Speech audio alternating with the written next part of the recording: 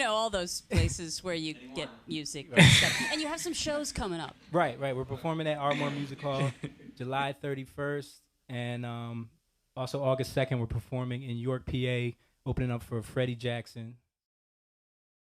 Okay. So Facebook kind of like screwed up what we were doing, but we're back and we are live again. We hope everybody is making their way over from Facebook over to YouTube. Facebook is giving us issues right now, so we're trying to get people to come on to YouTube right now and join in on the chat. Say hi. What's up, John? John's made his way over there. Yeah, let's see if we can get this rolling. Are we good over there?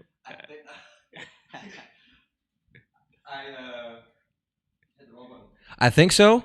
I'm hoping that the auto live is what I'm supposed to have it on, right? Yeah. Yeah. So I'm gonna press. You want me to press the intro button again? Yes. Let's see, and that's 8. Yes. All right. Let's give it a shot. There we go. Young lion, everywhere I look, they're dying. Everywhere I look, they're dying. Young lion, everywhere I look, they're dying.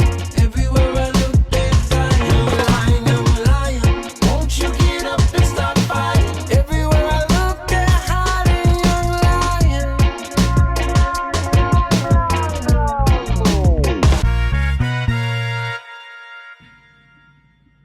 Man, it's crazy how that was so smooth the first time we did it. And Right. then the whole stream just crashed. Right. And just totally ruined the whole setup. It's very unfortunate. It's not my fault. Kyle's first time helping us out producing. And yo, he was so on it the first time we went live. It was crazy. And then Things happen. Yeah, things happen. So now we're on YouTube. What's up, everybody? We appreciate you guys. If you are watching right now, not many because all the Facebook people we lost. But yeah, if you are watching, make sure you like, comment, subscribe, all that good stuff. Yeah, let us know too. Write something. Yeah, say hi in the Probably comments. all of us. Let us know. Also, share it and all that good stuff. Remember, patreon.com/youngliontv if you want to become a member. And yeah, we're dealing with week 2 of the coronavirus quarantine. And like we said before the stream got cut off, a lot of people are stuck home, but our office is nice and clean and sanitized, so we can come here and do the stream for you guys and talk about what's going on. Yeah, what's that, hand sanitizer? Yep. See, we're practicing safe habits here, even though we're not social distanced properly. But it's all good. I trust you. But yeah, so we got Moan sitting next to me right now. We got Jake here, of course, and then holding it down on the 1s and 2s this evening for the first time ever because Miss Rachel Rota, which couldn't be here this evening. Hopefully everything's going well with her. Yeah, definitely. This is a weird time, Corona and all that good stuff. But yeah, so she couldn't make it this evening. So luckily, Kyle was available to fill in. So we appreciate you stepping up, my brother. It was really an act of God. It really was. It really was. Like yesterday, you were like, I want to come through the studio and hang out. And then I was like, well, I got a session. You can come chill if you want to. And then the session didn't happen. And Right. then it was just me and you. And then Dave was here. And then we were talking to Dave. And then you were like, I'm going to come tomorrow. And I was like, all right, yeah, just come through. We're still doing the podcast. And then I called you like a couple hours ago, like, yo, I need you to run the podcast. Yeah, I was on my way home from work and you called me. I was like, are you still coming? Like, yeah. I said I was. I was going to be there. So Got a job for you. yeah, I'm here. But he did tell me yesterday, like, what are the ways that you can use me, basically? Like, he was like, how can I be used because Kyle has been talking to me for a minute about like helping out around. I so want to be used. Yes. He wants to be helped out at Climax. He wants to help out at Climax. And we've known Kyle since he was like 16 years old. Yeah. And we've watched you grow into, the Tri Jam podcast and all that good stuff. Yeah. That you guys just so happen to aren't doing this week. So it worked out perfect because you always do it on Tuesdays like us. Correct. We're just observing safer methods than you are right now. Well, to be fair, we have a tighter grip on what's going on here than anyone can trust at your house, I think. What does that mean? Well, first of all, What are you trying to say? First of all, Damn, this is the situation. So you guys usually film at the Connecticut School of Broadcasting, Correct. which is shut down, so you couldn't use that place. Right. So everyone has to be comfortable enough to come to your house and do the podcast. True. That's a whole nother situation. Everyone's comfortable coming to my place. You think so? Yeah. So you guys were more concerned with We were more concerned about how it looked to the public. to the public. I was like, oh, so these guys are congregating in a state where you're not supposed to be driving on the roads unless you're part of an essential workforce, and you're not sitting, more than 6 feet apart. And our executive producer Kevin White was like, "That'd probably be a bad look. You're just showing your non-compliance live on Facebook and YouTube and Twitch if you do that." Well, good thing for us, we don't give a shit about any of that, and we feel like our podcast is essential enough that it needs to be out there. I feel the same way. It's just there was too many no's, so we're Yeah. just like, screw it. We'll take the day Well, off. we'll take it because you're here now helping us. Yeah. And bro, like I wish people could have just got a glimpse of how smooth you ran that first intro, man. It was so good. And I don't know what happened when we came back to YouTube and the buttons were I couldn't get to camera one. It's like all of this it got jinxed. It's all good. We're on now. And then I got to introduce the special guest for this episode. Somebody said, "Why not media? I'm not here. I'm here." I don't know who that is. Why not media? I'm here. But I mean, a lot of people. This is what I was telling you earlier. Like, Who is that? I don't Why not know. Media. I don't know. No, I'm just saying. I'm asking them. Oh, Where Let you us know seeing who it? you are. in the YouTube chat. Kyle, What? not you. Oh, This is Kyle. Oh, Kyle who? Kyle Ingram? Yeah, so when you look at all of the like late night shows, all of the radio shows, all the other I've seen tons of podcasts that are still doing their thing. You know Right. what I mean? Some of them are like slimming down on the amount of people that are showing up to work, like if they have a staff of 10 or 12 people, or like some of them have 40 people in their staff, but like the podcasts like ours that are just a couple people right. in one place, like there's 5 of us here. You know what I mean? And Kyle had to do the math real quick. I saw how you looked around. I had He to was look around. Wait a minute, is that accurate? 1, 2, 3, 4, 5. Yeah. But so it's not that serious. And this is my brother, my mom, and my other brother. You know what I mean? And we made you wash your hands as soon as you came in. So. Yes. There's a sanitization. Is We that have- a word? yeah. Station back there. We have a sanitization station as soon as you come in. I don't know. That's a word. We're gonna call it that. Sanitize. We're gonna use it. It's like a cured. But yeah. Kyle Tiggett. What's up, Kyle? Oh, Kyle Tiggett, what's up? Yeah, so we appreciate you checking it out, bro. Make sure you join in on the chat. We're going to be talking about coronavirus. We're going to be talking about a lot of stuff, but I got to get to the intro of our special guest because Jake's been trying to get her to come on for a minute because of her amazing story, her amazing life's journey, and the fact that she has so much to do with the reason why we're here right now. And that's our mother, Miss Angelique Lopez. What's up, Mom? What's up? Hello. You got to move the mic closer to you. Okay. So, how do you feel about being out during this whole situation? I don't care. I'm around my children. My other son, Simone. Don't touch him. That's right. No, I have to sanitize myself now. no, but we've been practicing the idea that we're gonna be cautious, and we're gonna not break laws, and we're gonna, like, if they make it a law where it's like you can't leave, then we can't do the podcast. But it's like, this is work for us. This is our job. You know what I mean? Like we do the music thing full time. We do the podcast thing as a part of our brand, a part of our job, a part of our duty. Like, to But not only that, I think we're trying to bring people some hope too. yeah, in talk what we're about doing. things, get rid of some of the anxiety and fears that people have on a day to day. And a lot of times the things that we talk about help people with that. So Right. it's important. And people are bored and they need something. They need to watch some people talk stupidly for a couple minutes. Stupidly.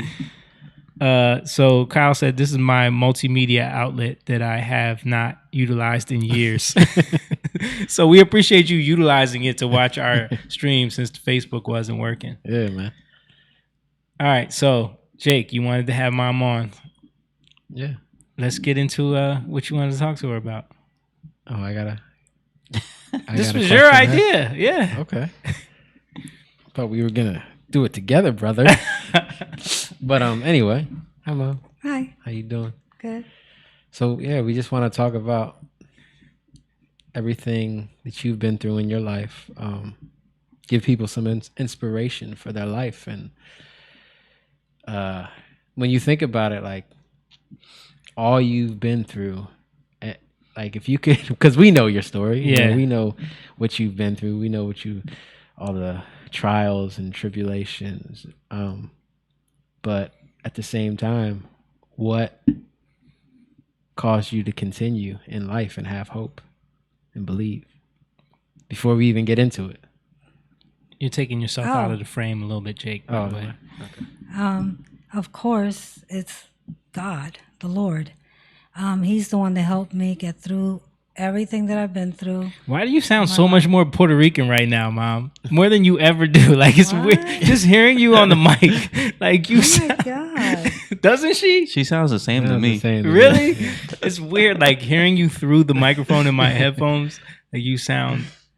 I don't know. She always sounds Puerto Rican. Here. I'm sorry. No, why would that be a complex? That's not a bad thing. You're Puerto. Because I don't think I sound. Okay. Well, anyway. let's start there. Okay. Okay. Tell people your background, where your family's from, where you came from, where you grew up. Let's start there. Start on your dad. Okay, well, where you were born. Let me start with my dad. Okay. My dad was from Spain, and he moved when he was 16 years old to New York City. And your dad had a rough life, right? My dad had a very rough life. His dad left him when they were like 2 years old. His mother died when he was only like a couple of, maybe 5 years old.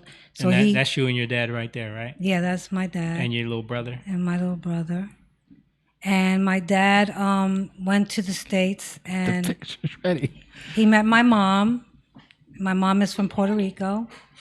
And they got married, and of course they had 6 of us. but you can't just skip over. Let's talk about how your dad came from Spain. Talk about his upbringing and like the story of what he went through. Why are you looking like that? You don't want to talk about it? No, it's not that. I can't get into everything, but I know that he suffered a lot. His mom passed away when he was young. When he was very young. His dad left him when they were young. His dad was like a traveling he was a traveling businessman. salesman. Yeah. And so he wasn't really in his life. And his dad was Italian. He was from Italy, Genoa, Italy, right? Mm-hmm. Right. And his dad had 2 kids with his mother, right? No. Okay. 3. 3 kids. Right. But he wasn't never really in their life because he was always traveling. Left. Yeah, he left. No, he left them. So he left because he left them. Okay. And my dad. So they were never married? No. Okay. They were married. Nope. So the story that I heard was that he went and he married somebody else in Mexico. Mm-hmm. And I have family in Mexico too, but they don't want anything to do with us. But anyway, so my dad came to the States after he suffered a lot to get there. Right. A lot. Didn't he like stow away on a ship? Yeah, or he something? stowed away and on a ship, and then he came to the States, and he met. Was he illegal? I guess. I'm just thinking about that now. Like, yeah, but he's been since he was like 16.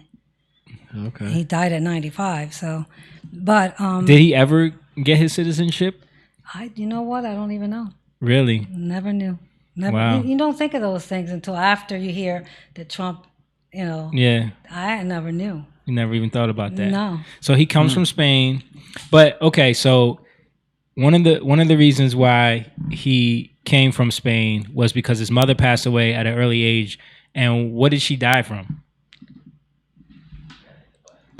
I'm not gonna say. You don't want to get into it? No. What? Oh my God. She had an abortion and she died.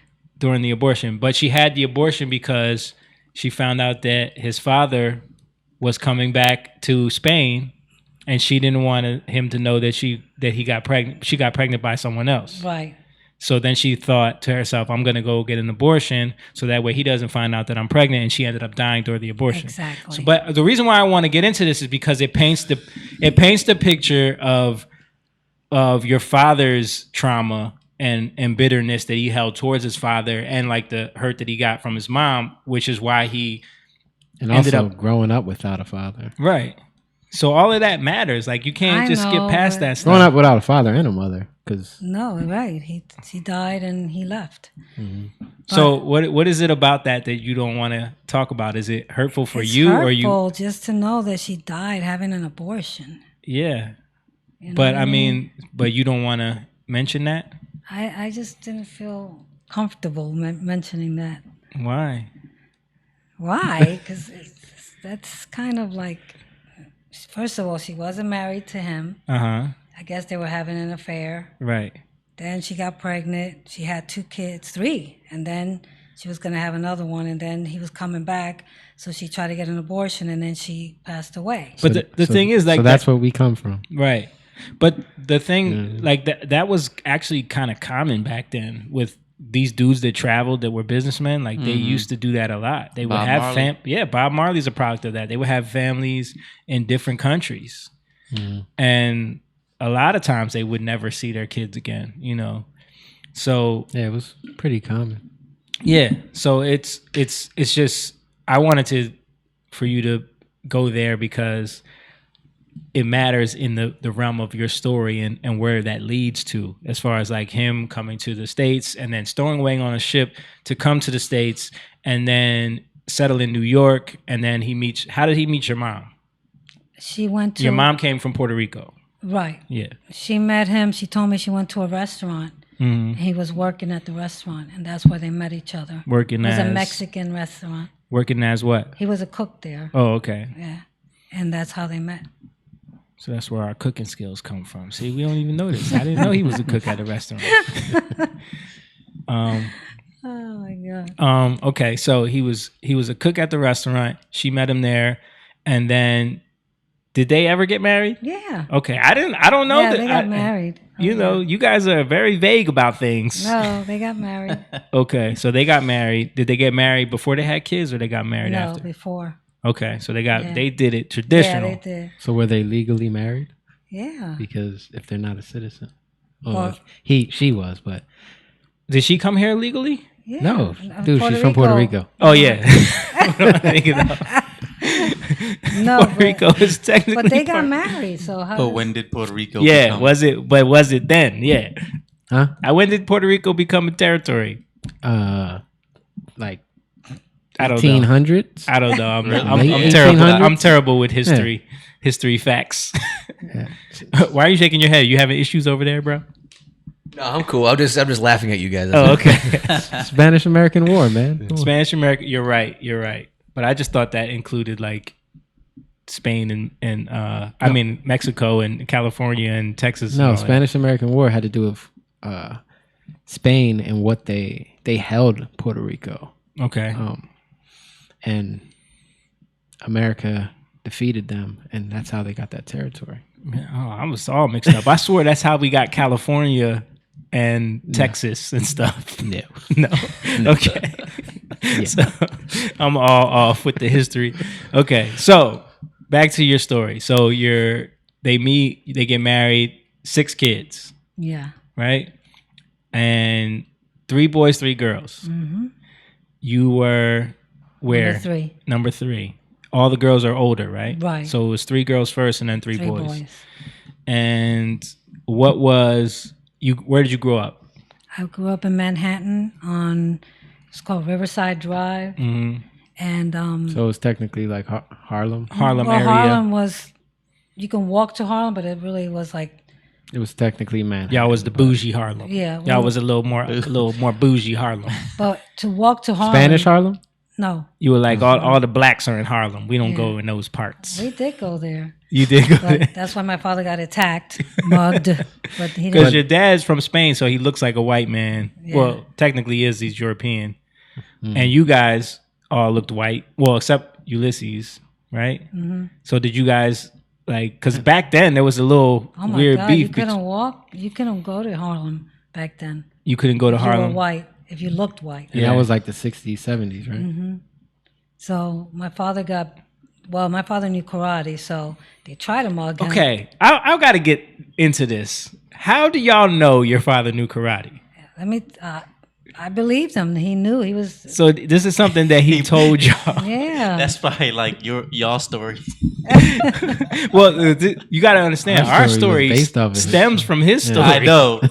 He's probably doing the same thing. No, but ours wouldn't exist if it wasn't for him. So, like when we were kids, me and Jake always heard this is some inside exclusive shit right here. When we were kids, me and Jake always heard that our grandfather was a 10th degree black belt in karate. So we thought that somehow that inheritance passed down to us. So when we were kids, we decided, but we're going to take it to the next step, because when we were kids growing up in the 80s, what was the most popular thing in the world besides karate? Like Karate Kid was big, but then after Karate Kid, it was that next level. What was it? Ninja Turtles? Ninjas. Oh, yeah. Okay. It was karate yeah, ninjas. experts, and Yeah. it was I was about ninjas. to say blood sport. Ninjas was up here. Like if you Right. was a ninja, nothing Yeah. was touching you. So we decided that we were ninjas, and we were going to start a ninja school, Ninjutsu. school. Yeah. And we forced all of our friends to participate in the ninjutsu school and learn and get belts and all this Yeah. craziness. And make them believe that we actually knew what we were talking And about. we would make them fight each other and do challenges and expel them if they disobeyed us. And they believed you. They So, believed us so Ninja Warrior before Ninja Warrior. before, and we used to use the playground that that was in our little neighborhood as the obstacle course. Like we really had a little Ninja Warrior setup, and we would set up little obstacle courses for them to train to get to the next level. And like if we would make them do stuff like they would have to climb up to the top of like the little jungle gym set with the roof, but you have to get on top of the roof and you have to jump off. And if you're scared to jump off, But you had to jump off and do a roll. and then catch yourself and then run. You know, it was like this whole dumb. Yeah, we made it up. it was so stupid. But if they didn't do it, they were expelled. Right. We could do You're it. expelled. So if we could do it, Yeah. you got to be able to do it. And then we would assign them all weapons based off of Ninja Turtles. Of course, it's like one of them had nunchucks, one of them had a sword, one of them had the what was it, the staff. Yeah. And we had all this stuff Yeah, because we were kind of into that. So. of course, man. We were kids in the 80s. Like Yeah. that's Bruce what it was. Lee. So anyway, back to you. So this all comes, just for the groundwork, this all comes from the fact that we've heard our entire lives that our grandfather was a 10th degree black belt. And I've never dug into this. Yeah. Like, And not only that, like it was to the point where he would put his hands in cold. Yes. Like, this is what we heard. This is To what make we his heard. hands rock hard. and then one time your brother was in a karate school or something and he went in there and beat up the sensei or something like that. I heard that story one time. wow. I And never then, heard that. yeah. Yeah, I And think like he tried to Henry choke. told us that. Yeah, story. and he said, "Oh, you think you're better than me? I'll let you hit me anywhere you want, or like you can choke me or something Oh, yeah, like because that." he used to put his neck out real wide, and nobody could. They try to hit him as hard as they can, and they couldn't hit him. They couldn't. That's what you say. That's what I would say to my daughters, right? I'd be like, "Hit me in my throat as hard No. as you can." And be No, like, not daughters. He had men do I that to know, him. I No, but he used to fight. I used to see him fight, and he could fight. He could fight. Oh yeah, Okay. yep. Yeah. How do you Nobody know? messed How with old him. were you when you saw him fight? Oh my God, he used to fight people all the time. We were young. We were like 12, 11. You know, everybody was scared of him. So I mean, that part, I have to say, I think he was. I'm not So saying. where did he learn karate? I don't know. Because they don't teach that in Spain. Look, I never asked him. Not in the anything. Maybe he learned in New Not York. in the 40s. Did he learn from Bruce Lee? Wasn't Oh he? yeah, he met Bruce Lee. No, I'm just kidding. Wasn't he on a ship for a while? Yeah. You Maybe think he learned it could've on the learned ship? there. He probably could have learned there. Because I know he was a stowaway, but then he became like a shipmate? worker on But the then ship. once he got out of there, Yo, he this could, sounds like a journey. Like It is like no, a because I movie. remember him. He was. I was asking him about that. Can't hear me. You can't hear, Everybody you hear me? can hear me. and I can hear you. I don't know. I can Mom. hear Jake. That's Yeah, I weird. hear Jake. Now I fine. can hear you. Okay. Okay. I'll turn you up. Those a who little have bit. ears. It's not my fault. Yeah. What was I saying? Yeah, he was telling me that he was a stowaway, but then he became like a ship. I don't know what you call it, but he was a shipmate. Oh, I guess okay. that's what you call it. On the ship, and he became a worker on that ship. And he was telling me he went to all these different places. Like he went to he South told me he went to America. more places too. Yeah. And then eventually, someone said Good Life. Someone named Good Life said Jamie don't play getting the details. That's right. That's what I do. I like to know who Good Life is though. Stan Golden said, "Tell Kyle to hit you with a Corona." What? activity. What does that mean? Activities. Corona activities. I can explain that. Okay. So I did I work for the sometimes for the Preston and Steve show on 93.3 WMR. Right. And I guess Stan Humble listens. brag. Humble brag. So, well, I mean, Stan obviously listens because last time I saw him at the Freddie Jackson concert, he said, "I heard your jingle on the radio." Oh yeah. Last week, in the midst of all these things going on with the coronavirus, they were trying to give a list of things to do in your house without going anywhere, and so they asked me to do a Corona activities jingle. Corona activities. So it's just me and Harmony singing Corona activities, and so it was more of a stinger than a jingle. Oh, you know I'm looking this up right now, right? That's cool. I don't know if it's on my Instagram page. Oh, it's got to be on YouTube. I don't think so. I don't think it's on YouTube. No, I don't know if they posted it. Preston and Steve wouldn't post that. It's actually in their on their podcast. So if you go to Nah, I'm not doing all that. yeah, it's like an hour and 37 minutes into their podcast from last Friday. Oh, okay. So it's But I have heard your jingles. You played me the Christmas jingle that you did, which was like dope. oh yeah, The most wonderful time of the year. yes, Yeah. I tried to do it in a very retro, Traditional kind of way. You did it in like the super traditional way. yeah, Like, a very straight form of singing with I forget, Andy Williams, I think was the name of that singer. Tried to do an Andy Williams impression. yeah. So Anyway, back to what we were talking about. Right. So where were we? Karate. Okay. Ninjas. Karate. No, we were talking about he was was on a a ship. stowaway. He was a stowaway, and then he became a worker on that ship, and he started going around to different countries. He traveled a lot, and eventually he ended up in United States. Right. Now we don't know. John asked if he was a soldier in Spain. I never No, heard he that. wasn't. No, not a soldier, bro. Actually, he was in the war in Spain. This is what he tells us. He told us. And they had the Here war. we go. And when he was real young. Mm-hmm. And he had to put bodies on top of him because they were shooting everybody that they saw alive. Mm-hmm. So he said he put bodies on top of himself, and they didn't see him underneath the bodies. And what did that's his how brothers do? He survived. I don't know. Oh, okay. I heard that they were always in the streets trying to get food. His brother, Because his mom died. How old was he when his mom died? very young, but I'm not sure. And I know he with was him. because that would have been around the time of the what's it called, the Civil War. Civil War. Yeah, in Spain, and that was like the socialist. Jake is fighting so against- good with history, bro. Isn't he Like, good with Oh, history? no, he I'm is. not that good. I just no, know- you're better than anyone I know. You're So, you're better than it's just one of them average. things that you always were good at, even in school. Yeah, Like math was my thing, chemistry, all that stuff. You were history. I'm just I don't know. It just makes sense. It's like I like timelines, so you know what's going on at certain times. And me, numbers make sense. Like it's so much Yeah. easier for me to just do math. Okay, so he was, but he had to be really young if they were like, so they were fending for They were themselves. fending for themselves. No one took care of them after their mom died. I was told that they were in the streets a lot trying to get food and everything. Yeah, John said it too. His wife told me he was in the Spanish Civil War. Yeah. So, but he had to be young when that happened. Yeah. Yeah, So that was his like, wife, who she, we'll get there. We'll get to that.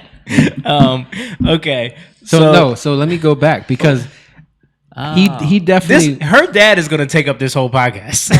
There's so much. I know. So actually, I looked up. I remember on. I found his like. You can look up on, and I think it's ancestry.com, right?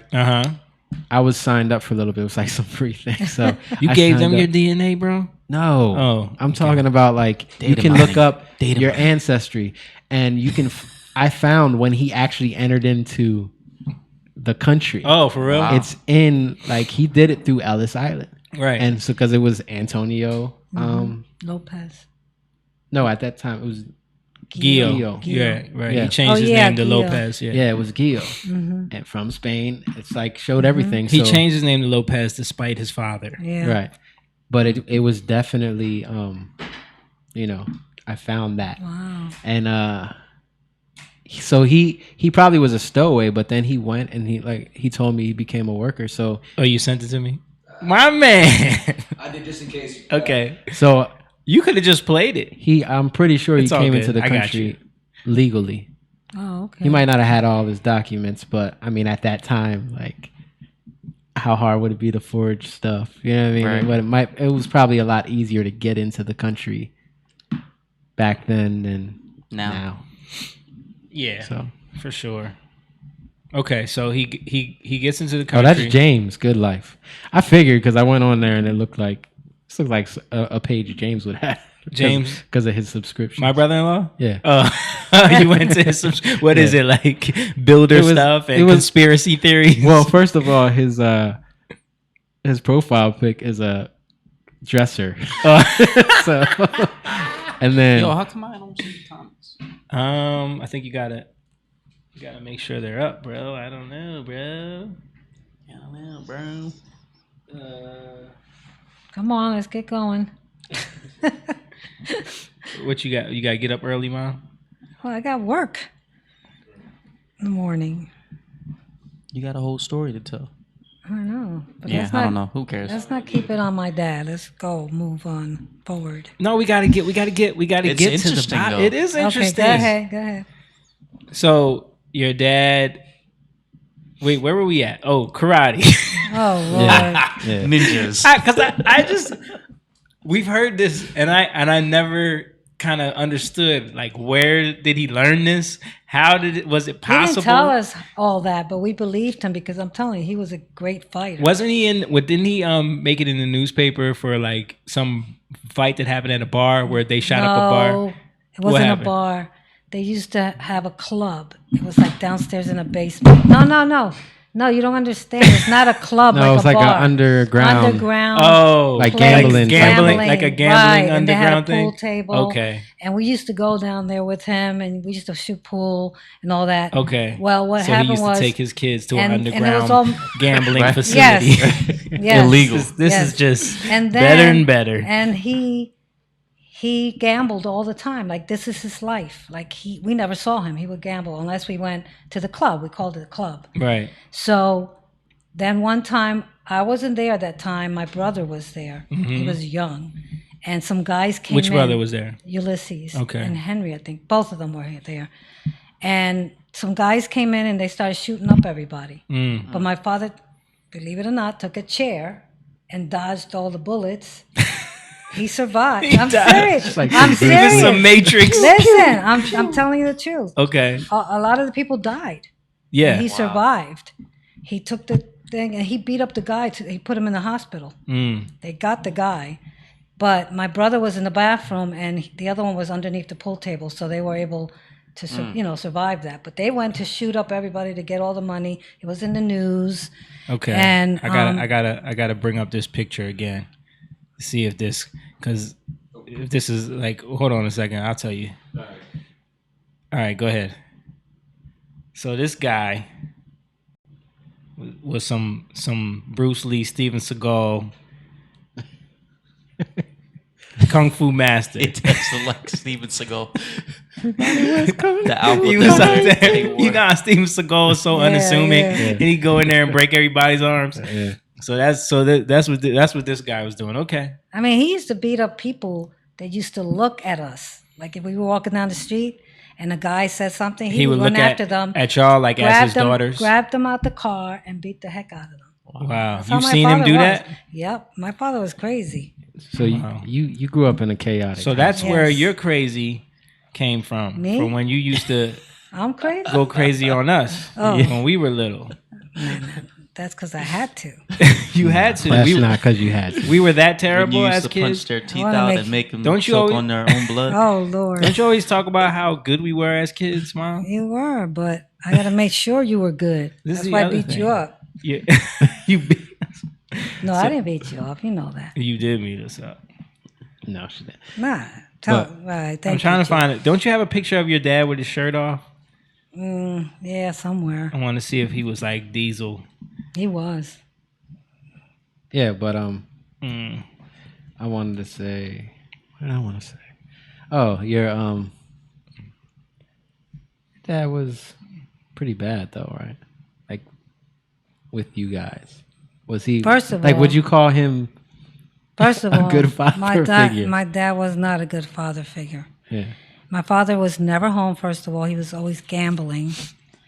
He really wasn't providing for us because he would spend all the money gambling, and we didn't have sometimes food to eat. And my mom was always sick with asthma, and I really believe that was a mental thing because she was just frustrated with life, and she was always sick in bed. I remember that in the hospital, sick. So we basically had to raise ourselves. So your mom was always sick. So your mom probably had a very bad immune system, and that was probably because of so much Stress. stress because stress raises your Yeah, cortisol level. Yeah. yeah. So she was probably, and then once you get sick, you usually can catch stuff easy. So It was kind of almost like what he dealt with, the abandonment of his father and his mother, Right. and having to be out in the streets. He kind of projected that onto y'all. So Oh, that was yeah. y'all life. He didn't know how to raise a family. He never had a family. Right. So, I mean, I kind of don't blame him, but then, he got married, he had kids. He had to at least try to raise his family right, but he never tried. At least he did that and didn't leave y'all. Right? He was Yeah. never there. Well, I mean, technically, he was Yeah. like there, but not there. Yeah, he was never home. Basically. So he was like, so it's almost like, what's worse, growing up without a father or like growing up with a horrible father? Yeah. Yeah. And he was always cheating on my mom, So he wasn't a good husband or father figure. But And what effect did that have on? Sorry, what effect did that have on like you, your sisters, your brothers, growing up? well, and me, I can speak for myself. Mm-hmm. I always chose the wrong men because I never had a dad to show me what was right, what was wrong. But even before we get there, so like, I mean, as a kid, what were some of the things that you faced, like not having the parental guidance and just kind of being left on your own? Like, I know you kind of buried yourself into school. Yeah, I you did. got obsessed with school. Right. But your sisters and I would even get up on Saturdays to go to school because I didn't want to be home. My mom one time had to stop me. Where are you going? so school was like your outlet. That was Yes. like your way to get away from everything Right. and not have to deal with everything. Yeah. So you didn't act like, because a lot of your family acted out, but you didn't act out, right? Well, when you say act out, that was I mean, my brothers. After my mom left, they That's started when it acting got- How old were y'all when your mom left? well, you left with your mom. I know. I didn't leave right away, but I was 18, so my brothers were younger. Okay, they were still in So their they were at an age mid-teens. where, yeah, and they really needed my mom. Right. And my dad, well, like I said, he was never there. So they kind of they the kinda streets end up- the streets took yeah, over the streets in took their over. life, Mhm. and they became New York, Puerto Rican dudes. Right. They were just Heard out the there. stories. And if we had them on the podcast, it would be endless. Yeah, they could Cra- talk they- for hours and hours and hours. I would love to have them because their Oh, stories man. are insane. Yeah. But your one brother ended up passing away in jail. Mm-hmm. How old was he when that happened? 33 when he passed away. He was 33. Like, we never met him. He had non-Hodgkin's lymphoma And that happened while he was in prison. How much time did he do? He was in there 11 years. And what did he end up in prison for? Federal offense. But for what, though? I heard. Was it something with planes or something like that? Yeah, he was. Yeah. I heard he was selling airline tickets. Like, somehow they yeah. acquired, what's the word, Kyle? Cured. Cured. I made that word up. Yeah. I mean, this is what I heard. I don't know for they sure. acquired some type of back in the day. They used to have to print airline tickets for you, and they got a hold of one of these printing machines somehow. I don't know what they did, but I know they put him in jail for that. Okay, Because you weren't there at that time. No. but the feds were the ones that were after them, Right, and that's why he. But were all of your brothers involved in that, or just No, I mean Jose? Jose was the one that. Okay. Yeah. Okay. So, he spent 11 years in jail. It was supposed to be 15, but he died before. Wow. Yeah. Man, that's crazy. And every one of your brothers went to jail. Well, all three. I don't know. You don't know. Okay, we know. Yes, they did. You don't know. Henry didn't do any, Henry was in and out, but he told us, he didn't really do a lot of hard time. Yeah, I think Henry just throughout the years was in county a few times. Yeah, I think he went to Rikers. Rikers, yeah. I don't think Ulysses was. I'm not sure. Yeah, for the tax thing, right? What text? Oh, yeah. Right? Oh, yeah. Forgot about that. Oh, yeah. It's Yeah. 5 years. Right, he had to do 5 years. Yeah. So he ended up moving to Texas and opening up a business. It was Right. like a beauty salon or something. Wasn't it have something to do with beauty? No. I don't think so. I don't remember. It had to do with telemarketing. Yeah. Oh, was it? Telemarketing. What the? Yeah. Where'd I get that from? I think because you heard that he was going to open up a. No, my memory is usually Beauty better than that. salon. And for some reason I thought that his business was attached to somehow beauty salons or something. I know that his wife at the time was opening one up. I'm not sure. But then somehow through taxes they ended up Right. both, because they both had to do time, him and his wife. Right. Okay. At separate times. She did 5 and then he did 5. Okay. So your mom leaves, you're totally immersed in school. All your brothers and sisters are kind of doing their thing, living the New York life, the streets, whatever they can to hustle and make money and do what they got to do. Your plan is to go to college. So how do you end up not going to college? Because I didn't Where have do you end up? I didn't have anybody to, You had a full scholarship, right? I had a full scholarship, City College in New York. But then that was exactly at the time that I graduated. My mom took me to New Jersey. So I just. And you ended up in Camden. Right. Yep. And I lived with her for a little while. Then I had to go to some programs, and then I started getting jobs, and yep. And you were a paralegal for a while. No, I worked for a lawyer's office. You worked in okay. Yeah, but I was always a secretary. Oh, okay. Administrative assistant. Okay.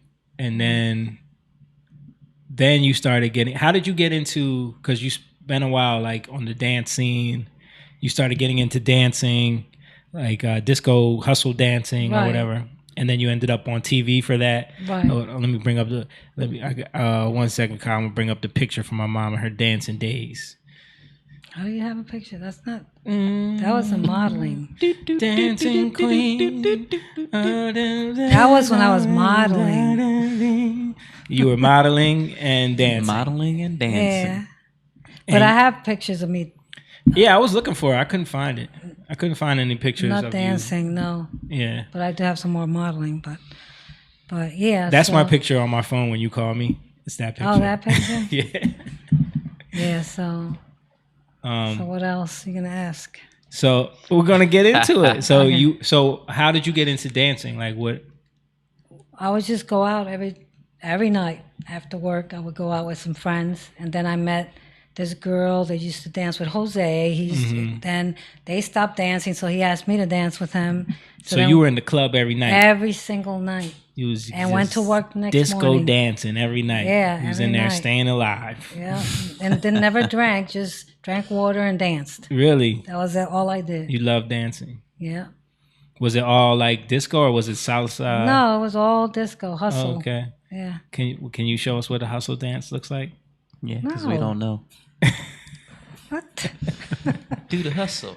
I can look it up. Okay, so you were dancing, Yeah, you can find it in there. and then that's how you met our dad, right? Oh, yeah, that's how you met our dad. Yeah, because he Okay. was playing at the club in Cherry Hill called Someplace Else. Someplace else. What a And- name.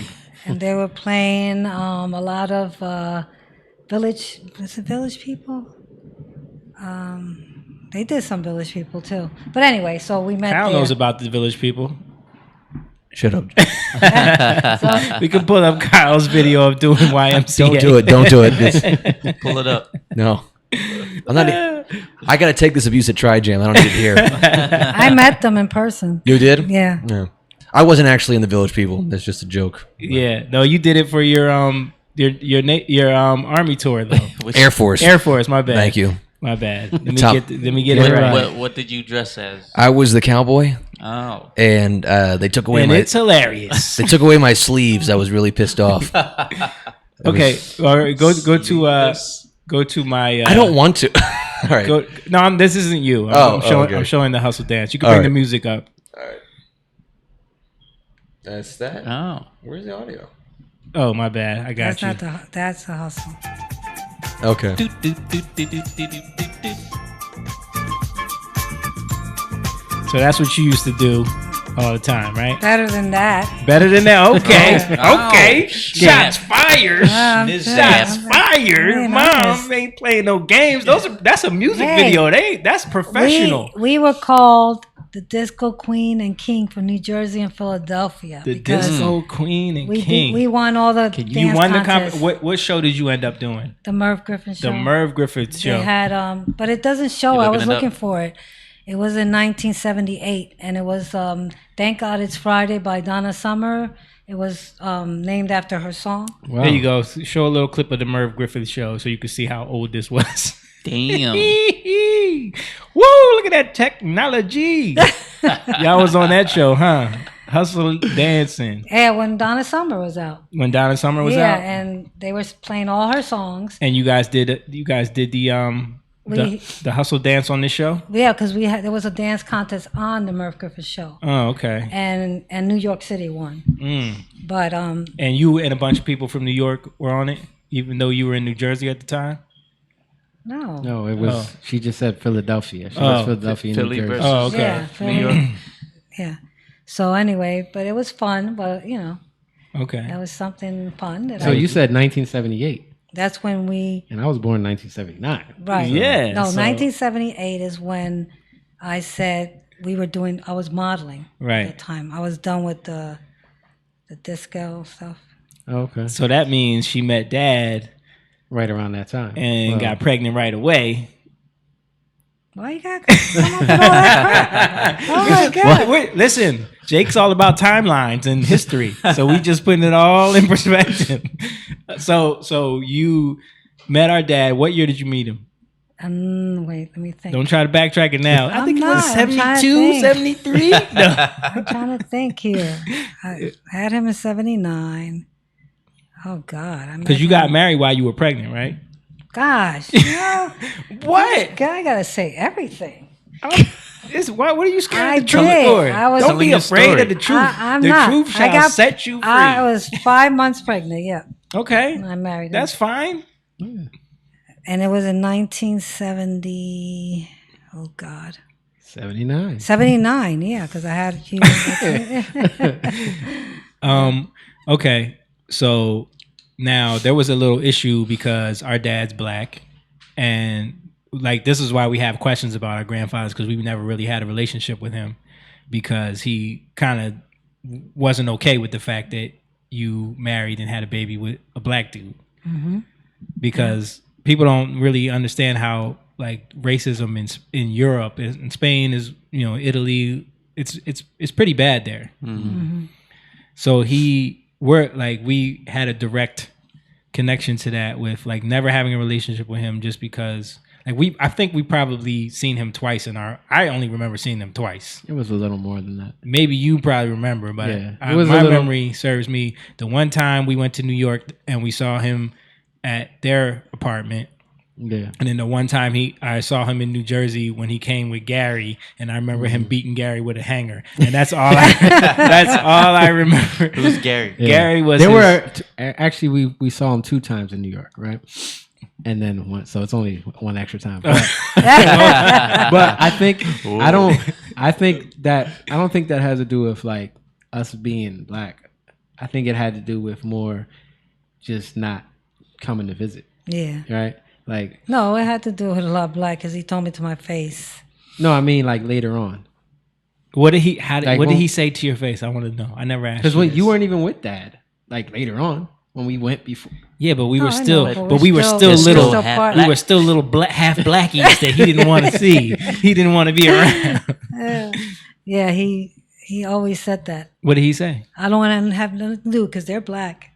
So, Oh wow. yeah. Wow. Wow. Yeah. He did. I have to admit it. He said that. Yeah. So I never really would visit him, hardly ever. So Wow. sad, that's Yeah. your granddad, and you really didn't know him. And then our dad didn't make it much better because What? because their relationship was terrible. So it's like he's probably saying like, "See, I told you No, those because black he guys." didn't know much about me. Like, my Please. dad. No, I'm talking about my dad. You think your brothers and them didn't tell him stuff? I kept myself, seriously. I kept myself, like, by myself. But wasn't there situations where your brother was like asking you if They know now. if it was asking you if like you wanted them to come like handle him? Sometimes. You've yeah. said this to me, Yeah, so they Yeah, did. so then They it got did. back so to it your got dad. back to your dad. Trust me. Yeah. Which he was probably feeling like vindicated about. But Yeah.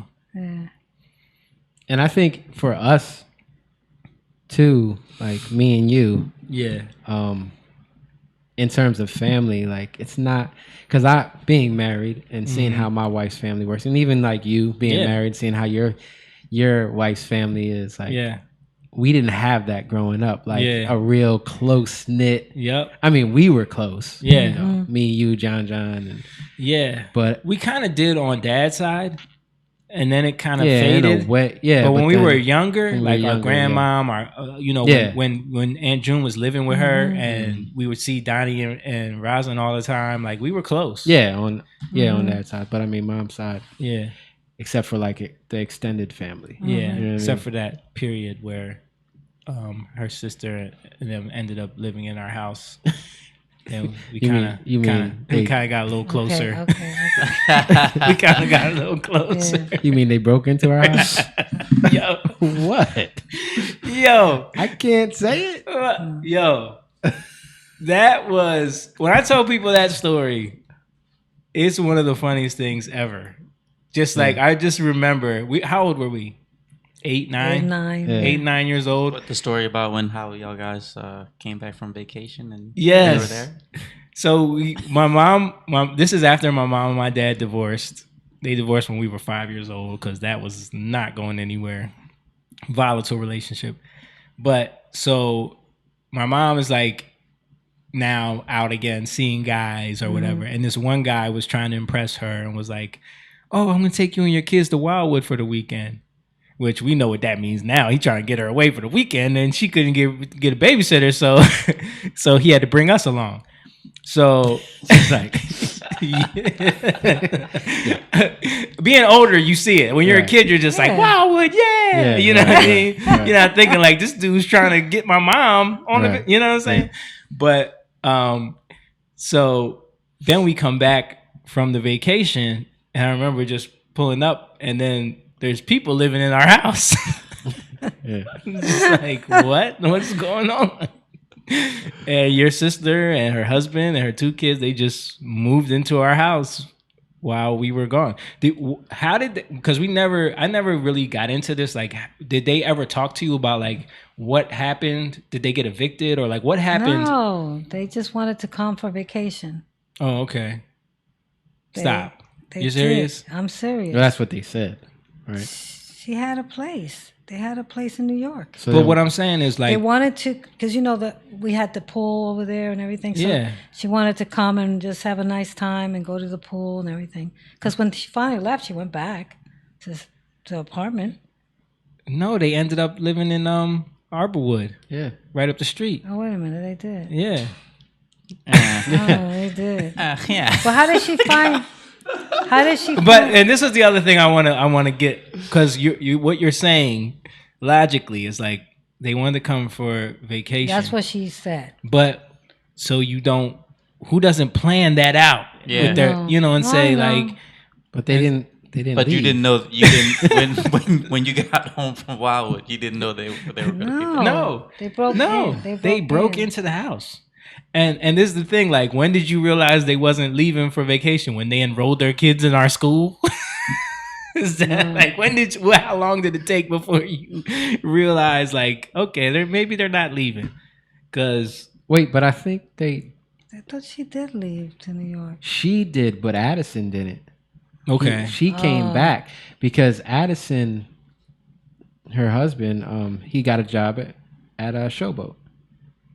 You got him a job at Showboat. He never left. that's right. Oh, He stayed you at got him a Showboat. job at and then Showboat. he got an apartment over there, and your mom and your sister would be back and forth, like from New York. And okay. Let's move on. She does. What, we're not saying anything that's mean No, or but- wrong. We're just telling the I know, story. I know. You know what I mean? Like, this is from my perspective, remembering as a kid. Like, and here's the thing, like, I had no problem with it. I loved Alex and Alicia and like hanging out with them. They were our age. We finally like we you know the type. You can't hear me? Yeah, now. I think the headphones might have a short. But you know what type of kids we were. We played with everybody in the Yeah. neighborhood. We always like we made a ninja school. Alex was in our ninja school. Yeah. He was one of the students. He kicked a hole in the wall. Remember? yeah, No, that was you. yeah, That was you. he was with me. He was yeah. there. But, yeah, but it that was me. you. Yeah.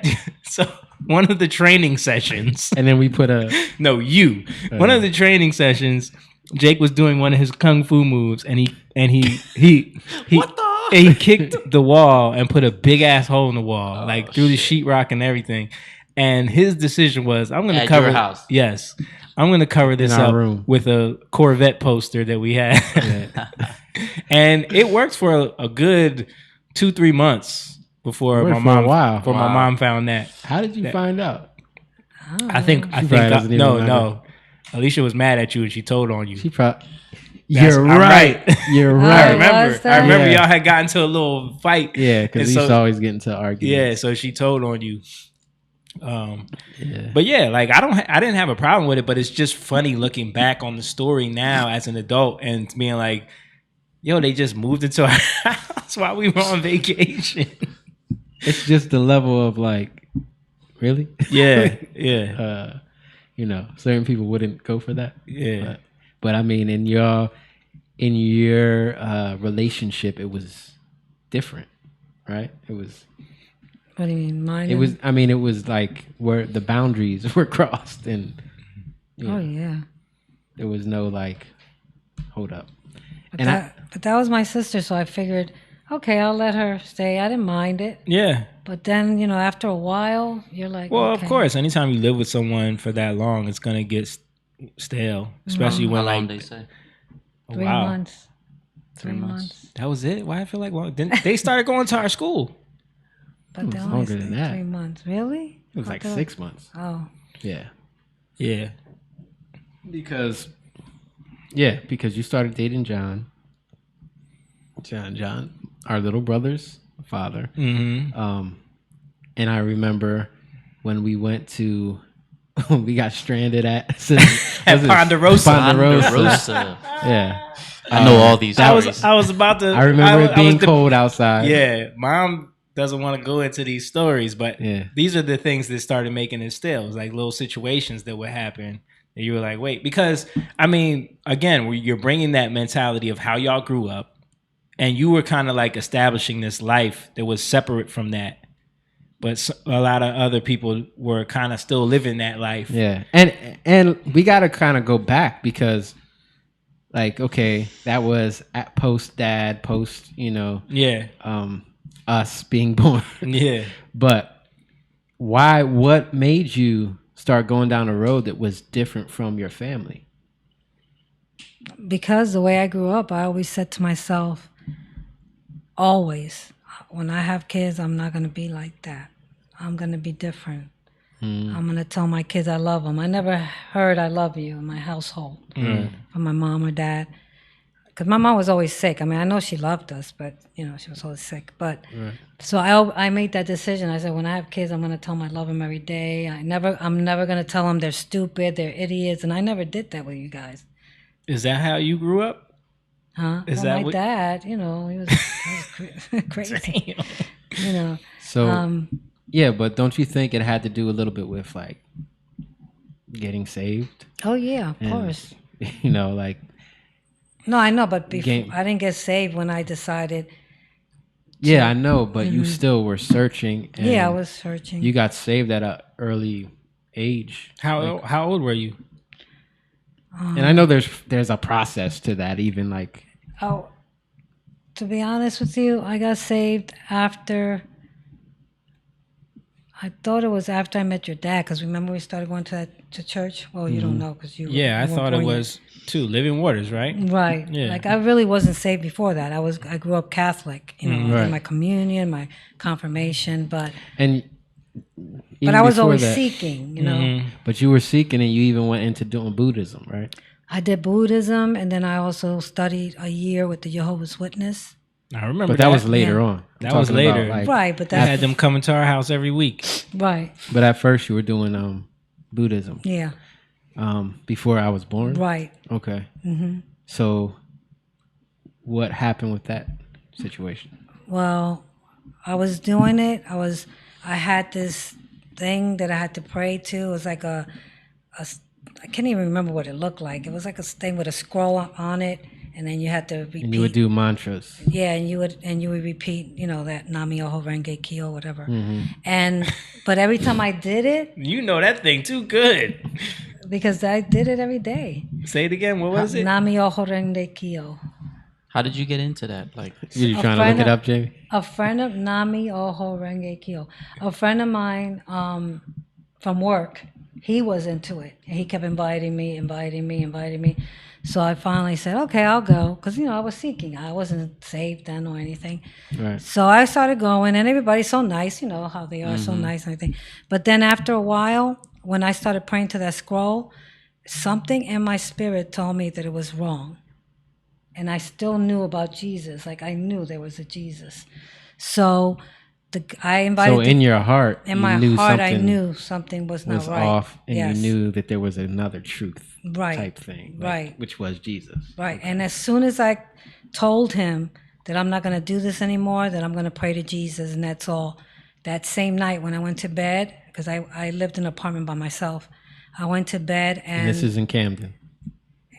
in Camden, right. Okay. I used to live in, that building that looks like a castle in Camden on Yeah, Cooper on Street? Cooper. I used to live Oh, there. it's that, but then there are five So planets, anyway, but then- Give me a little variation. I like that. Nam that? myo renge kyo, Yes, nam myo renge that's kyo, Nam myo. Oh my God, I didn't know that she did that. Yeah. I only know because I remember from that scene from the movie. I was trying to find the scene from the Oh my movie, but I couldn't. Can you turn it off now? Yes, please.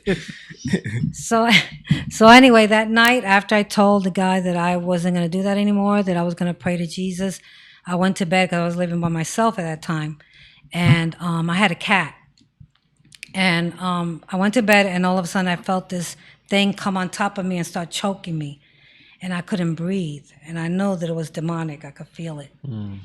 And then when I looked at my cat, he looked like a rabbit.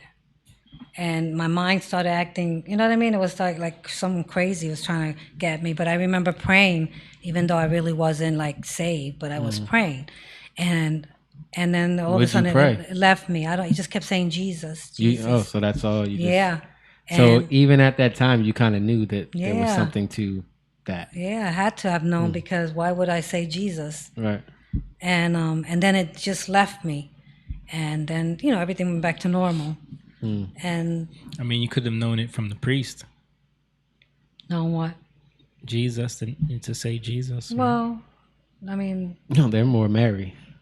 No, but I'm saying Mary. like you could have gotten some of those ideas. yeah, but I from was so young when I Catholicism. did my Holy Communion, my confirmation. I really didn't understand any of it, But Did you have to do confession and all that? Go to the Yeah. priest and did you hear about how like well, I don't know if this is a real article. Now I'm gonna look it up, but I heard that like the Pope said that people can ask for because of coronavirus, people don't have to go to the priest for confession anymore. They can confess their sins right to God. Wow. That's funny. Interesting. Yeah, it's very interesting. I'm gonna look it up. But go ahead, continue. I did hear about priests on the side of the road doing confessions. Oh, really? Yeah. Like Really? drive-by confessions. Yeah. If that actually happened. But I remember going to the priest and doing that, and I was like, it felt weird. And then I had to do like 20 Hail Marys and, all that. But I didn't understand it, but it was just a ritual to me. Okay, so when you were with our dad, you had me, you had Jamie, you guys started to go to church. Mm-hmm. Right. Okay, real quick. Here you go. Let me show the article. I don't know how true this is, but I found this. If you can't go to confession, take your sorrow directly to God, Pope says. That consider people who cannot go to confession because of coronavirus lockdown or another serious reason can go to God directly. Be specific about their sins. Request pardon. So all of a sudden, the Pope says it's cool. But you should. Yeah. So Okay. if the Pope says it's cool, you can do Yeah. it. Now we're good. Okay, go ahead. Continue. So what were you gonna say? No, so what was I saying? Oh, yes. So you guys started going to church after we were born? Yeah. Okay. No, No? you weren't born yet. I wasn't born yet? I either? was like 8 months pregnant Okay. with you. I even got baptized with you in my stomach. Oh, wow. Water water baptized. baptized. Okay. Yeah. And that's the church with Juan and Evie. Yeah, that was and- Living Waters. Yeah, I still. think no, we were talking that's not Living Waters. That was Mount Holly. It wasn't Mount Oh, Holly. okay. It was another church. I forget the name of it, but it wasn't Living Waters. Okay. And they weren't there. They were in Living It was Waters, though. Edgardo's family was in that Oh, church. okay. Gardo. That's how I met Edgardo's family. Okay. They went to that church. So your dad started going to the church. That Because he was church, friends with Edgardo, of course. Oh, Our okay. dad. Yeah. You said, said your you dad. said your dad. Oh, I'm Yeah. sorry. I was And I say confused. yeah too. Our dad. Yeah. Your husband. Yeah. Okay. So at first it was good between you and my dad, right? Right. And then the thing is, he stopped playing music at that time. Oh, He okay. started working fixing copiers. Okay. Our dad? Yes. Oh, okay. Yeah, he started technical technician. Yeah, I remember Yeah. when he was fixing he talked about that. copiers. Because So, he went to school for technical, like electronics and Right, stuff like right. that. And you thought, oh, this man's going to get a real job. No, he did get a real job. I know, but this is what you're thinking. Like, I'm going to marry him and he's going to get a job. And, Well, so he got a job. uh-huh. And everything was cool. He was going to church with me. Everything was cool. Then all of a sudden, once he said, I'm going to start playing music again, I just had a feeling something bad was going to happen. How old was Jake born yet? Yeah. Oh, yeah. He was How born. old was, well, we both must have been born. How old were we at the time? Real young, like maybe 1, 2. Because then he decided to go back in music. And that's is that when he started Certified That's Gold? when all and- hell broke loose. That's when he What now? started- Now that's did all when- hell Shake break? your head over there. Did all hell break loose because you really didn't want to be with a guy in that world, or was it just because How he did- was constantly sleeping with Well, women? if I didn't want to be, if I didn't want to be with a guy in that world, I wouldn't have married him. He was in that world in I the know. beginning. It was semi joke. Yeah. No, and yeah, he was So biggest cheater I ever met in my life. my dad. Yes. So funny. Oh my god. He did. I mean, hey, wow. You don't gotta do it. But The that biggest is- cheater I ever met in my life. There's probably Hey, some you said to cheaters that be are worse real. than him. First you say be real. I'm being real. Listen. I'm cool with it. Say what you want to say. Say how you feel. I mean, when a Tell 'em man how you comes feel. home with a white pair of pants with lipstick in his crotch, Yeah, that's no, a big I cheating. remember being like 3 years old, 4 years old, and you didn't know where dad was. You're crying. Yeah. See, James didn't know that his white pants thing was that's from the 80s, bro. 80s, baby. So my dad used to come home with white pants on. Why? See, if you're gonna be cheating, why are you wearing white pants? Like, it's the most obvious thing to get you caught. Mm-hmm. It's just it was just so regular that finally I just said to myself, I'm not gonna be with this man. I knew it. Well, not only that, he straight up moved in with someone else. Right. Because I remember that. I remember that whole Yeah. situation where it was Yeah. like, well, where's dad? Oh, you lied to us about it. You have a track record of like not telling your kids the truth about hard truths Because I didn't because want you don't you to want be yeah. hurt. Because I remember when I was with trying to John John's protect you dad, guys. I feel you and I get it, but I would have rather been told the truth. But we were young. I was 5. Right. I was 5, and we want to know where he was, and you're like, well, he's away. He had to go on the road. Yeah. It's like he's in Cherry Hill and he moved in with some lady. Oh, you finally we found found out out. later. Andy, yeah. Short hair. Yeah. And yeah. And then we ended up, being over there all the time, becoming friends with her kids. Yeah. And, but yeah, that was a rough time. Like, you were going through your first divorce and it was like bitter. One of the worst divorces I've ever seen. And I'm not just saying you and dad. Oh yeah, it was. I'm not just saying that because we were in the middle of it. We talked about it on the podcast. Have you ever seen us talk about that? Where we talk about how y'all used to put us in the middle of that, like the handbook of don't put your children in the middle of the divorce. Y'all checked every single one of those don't do boxes where it was like sending messages back and forth because y'all didn't want to talk to each other. So you would send messages through us. Tell your dad this. Tell your mom that. Tell your dad he better not do I this. don't remember doing all that. You don't remember that? You don't remember? I don't remember doing all that. I remember trying not to have you in the middle of it, but I guess because I hated him so much at that time, it just happened that way. You couldn't help it. It was like you didn't want to talk to him. But I wouldn't sit you on the sofa and talk about your dad to you guys, like, you know what I mean? You wouldn't sit us on the sofa and do it, but you would say things all the time. Indirectly. Yeah, you would say little slick stuff all the time. Like but you've grown a lot from those days. Those that's why I said like that's where your dad's craziness kind of you see where that seeped, because I remember like there was times during that whole thing where I was like, damn, Mom was crazy. Mom acting crazy. But I know it came after that in other marriages. Well, I didn't see that. You saw that. Yeah, I didn't see that. I was out by that time. But yeah, there was moments through that divorce where it was just like, what is happening? I remember just thinking like, what is happening? Like I remember the one time he picked us up. You told him not to pick us up because he didn't pay his child support. No, I never ever made him not pick you up because he didn't pay his child support. You always told him pay him not to pick us up. It was a Monday. Mom, I'm not going to not remember this.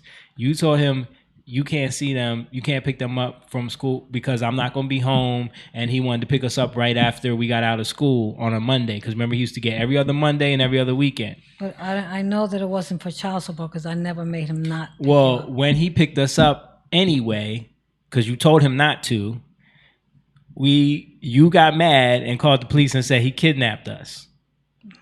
You don't remember that? No. Because I'm being serious. because when we I were don't remember saying kidnap. because when we were at, I know this because the police came to Andy's house and was about to arrest him for kidnapping us. And thankfully he knew the cop because the cop was friends with somebody that Andy was friends with, so they like let him go. But they were there to arrest him because you called and said that he kidnapped us. I know it was something that he did, like he wasn't. But this is supposed what to I'm get saying. killed. Like y'all would But I y'all would don't do these remember- little. I Y'all know, would. but I don't remember calling the cops because he kidnapped you. Yeah, don't you remember wouldn't that remember that. Serious, I don't remember. Well, that. I mean, there were definitely things that you guys did, and it had to do with, both of you guys in your own mess, both of you guys had your own issues, Right. So like I don't want to point the finger, like No. but it was definitely there, and we had to deal with it. And a lot of it also had to do with you. Like this is why we're getting to the way you grew up, because you had no direction from a man as a model, as a male figure, or your father. You couldn't go to your father for advice on your relationship. And plus, I didn't know how to pick a man, so I picked the worst ones because, that's how my dad was. Right. But I don't regret it because I have you guys. I don't think you picked some bad ones, but I wouldn't say the worst ones because there's definitely worse ones you could have picked. Yes. Right. Yes, there's definitely when worse I look ones. back, I think it was the worst. But Well, that's because. So you've been married 4 times. oh boy, What? Kyle goes. No, he's laughing at your reaction to what I'm Oh, saying. God. You've been married 4 times. And I think the reason for that is because of that thing where it's like you never had an example of what a good husband is, good father, you know what I mean? So you were kind of like latching onto these ideas that the only ideas that you could make up in your head of like, well, these are the qualities that makes a good man. And when my dad was one way, you were like, oh, I'm gonna go the total opposite way. And that's what John was. John was like more stable, good job, seemed like not a cheater, you know what I mean? Like it would just seem like you could trust him more. He was more of a, straight-laced type of guy in certain ways. So that made you feel like, well, he's not that. So this is a better choice. But you saw a lot of the red flags that were there with him, but you acted on them at first, like the drinking thing at first. Yeah, then I stopped. And then you were like, yeah. And then you decided to give it another chance. And then, and then, Tim, I have no explanation for because I was not around. Wasn't that the internet days? That whole situation, I was just like, what is going on? That was crazy. No, but when you look at what happened with John, you went through a lot of trauma. That's a lot of trauma. And like I'm saying, so now she said you equated that in your mind. Well, maybe it was because John didn't have a belief in God. He was an atheist. So you're like, well, now I need to find a godly man. That's. I don't think he didn't have a belief in God, right? He kind of did, but he didn't really want to. Like, not to say he was an atheist, but he was like, yeah, God's there, but I'm not He worried about it. didn't really. He only started going to church because he was cheating, so he was trying to hide it that way. Mm-hmm. You know what I mean? Because now I realize that's why he went. Right. He was cheating, so he was trying to go to church. He went by himself early, and I went later. And then when he got home, I was in church, so he was doing his thing. You know what I mean? Like with the girl, he would leave and go meet her, and while I was in church. Yeah, I always thought that was weird. Like, why, if you're gonna go to church, go at separate times? Because he wanted to go 8:00 in the morning. I wanted to go at 10:30. Right. But And- that's why that always seemed weird to me. Like I never understood. That always seemed like there was something not right about that. And even with that, like, church plays a big part in terms of dealing with a lot of hurt, dealing with a lot of these issues. And I don't feel like that church, like, I mean, of course you grow and you learn some stuff, but I don't feel like you dealt with that was an outlet that could help you deal with and deliver you from a lot of the stuff you dealt with. Right. So it kind of matters what kind of church you go to, or even the relationship you have with God. Because I know for us, we would go to church and fall asleep. Like, I hated going to that church. Yeah. So it was like the praise sessions, it was just like, yeah. And it was just boring. Like as a teenager, Yeah. Because we went me, through our youth it group was- age, like 13 through 16, 17. We were kind of there. I stopped going at 16. Yeah. I know for a fact because I started working. Yeah. And that was like kind of my out Yeah. to be like, well, I got to work. So Oh, just real quick, Junior jumped on. He said, "Hey, it's Angie." Aw. Hey, What's Junior. What's up, Junior? and Junior, Love you, Junior. I remember him. I made like he slept over the house one time. Yeah. And I made him come to church with us. Yeah. And we both fell asleep. And we were like hitting each other like, yo, stop falling asleep. But we kept like going back and forth, falling asleep because it was that boring. So I think that's a problem. Like you go through it's almost like you're going through the motions of church. You know, I gotta go because this is good. It's like I need this to better myself type thing. You know, Yeah. like John was going because I need this because I know deep down there's a lot of stuff I'm doing that's wrong. Because I guarantee you at that time he was spending more time away because he was doing work In Delaware. further away. Yeah. He was probably got back to drinking at that time. So now he's feeling a little insecure. So now he's like, let me go to church and try to work that out. And that's what people do a lot of times when they get to that point where they feel like, oh, and that's not going to change anything. Right. You know, but you're kind of like in the mode of, well, I'm doing enough. You know, I'm doing enough to think, okay, I'm good. You know, and I think a lot of people get in that place where, all right, let me go to church so I can be good. Or people do the opposite, like, well, I can't go to church until I'm good. You know what I mean? Right. But it's always that kind of And he was clearly in like a depressive state at that point, right. which is another reason why he was probably going. He's probably trying to figure out like what's going on with him, you know, because he was going over there, getting back into drinking, getting back into drugs and stuff. So it was like, and deep down inside, he was probably like, I got to do something about this, but also I'm stuck in this weird cycle with this other woman, and so it just Right. kind of got crazy. So everything you went through growing up, you bring over to your marriage, right? And then everything you deal with from your marriage, you bring over to your next marriage, your Yeah. next relationship. And then everything you dealt with in that, you continue because there's no healing going on. You can't bring something. I mean, you'll continue to bring that over to the next one, and because you act out of the trauma that you've been through. Yeah. Starting from childhood. Starting from childhood, Right. starting from growing up. And you definitely, I mean, we're not going to get into all, even like in your childhood, there's a lot of stuff you didn't talk about Yeah. that was very, very, very traumatic. Yeah. We won't get into it, but that plays a part in, you know, decisions you make and choices we make in our lives growing up, because we make choices out of survival based off of what we went through, you know. That's the thing, our experiences. So it's not like even with us, especially now, we don't fault you in any way of the stuff that you. Even when you kicked us out your house. Yeah, we don't fault you for any of the stuff that Jamie, man. that happened. I feel like I didn't. We went through a period where like we really weren't talking for a little while because of that. Like, and I did feel hurt in a lot of ways. You know, totally over it now, and I totally get it. But you know, back when that went down, and it all happened from. Shout out to Juanita. What's up, Juanita? Uh, She just wrote something. oh, okay.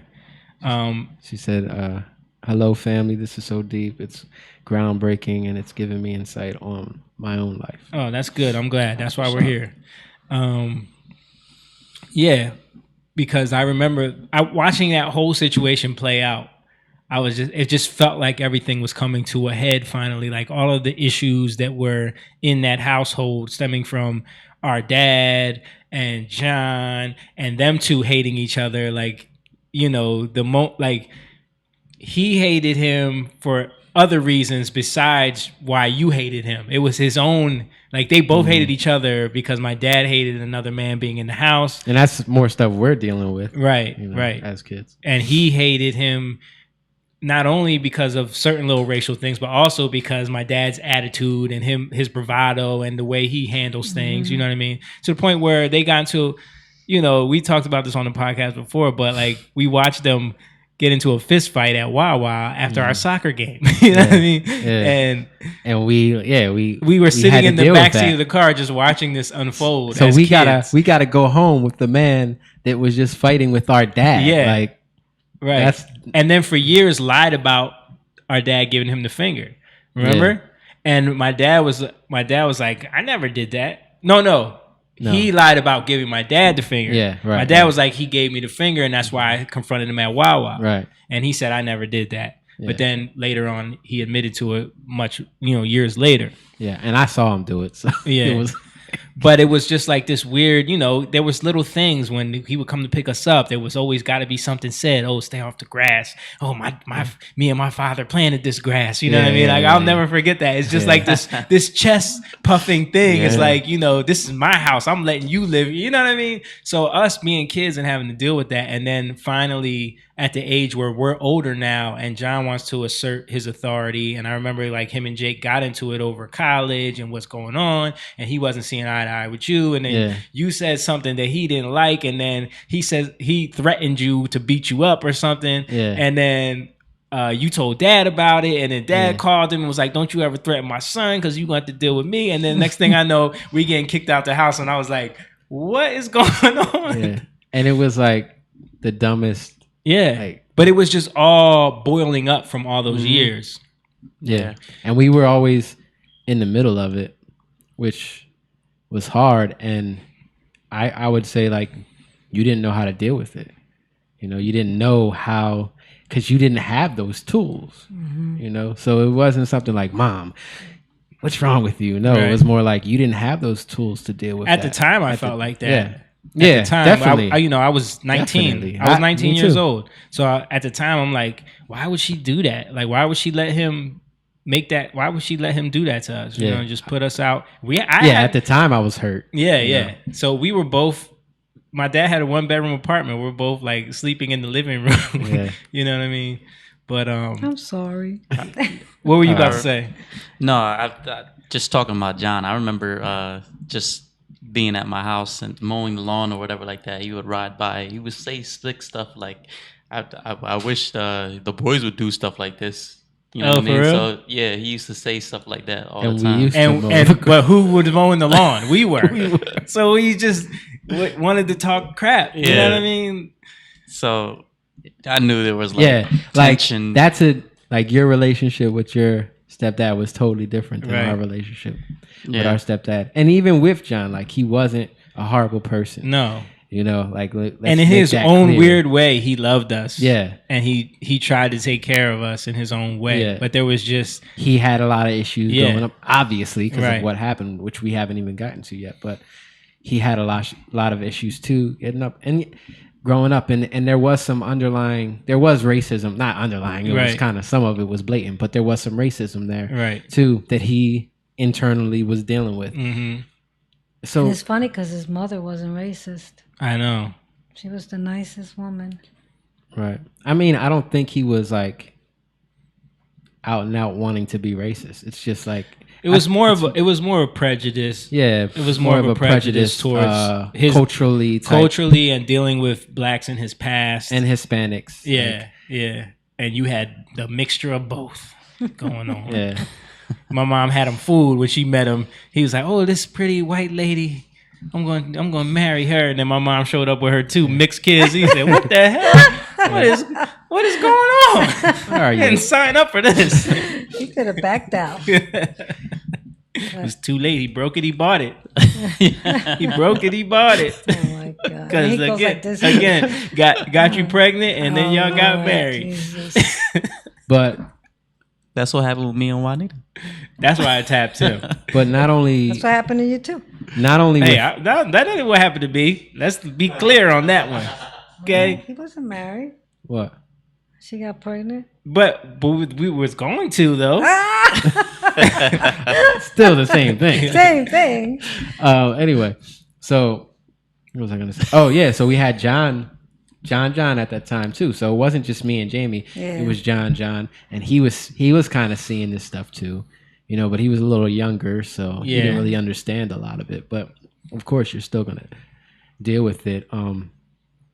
So then you have the whole situation with you found out that eventually, because John he was doing work in Delaware and he had another apartment down there, and eventually you find out that he's, has a relationship down there, and he's doing, drinking again. The reason why I found out because the girl called me, his girlfriend. Right, but you found out. And I found out. Right, but that's how I found out. I didn't have a clue. Right. Because he was keeping you distracted.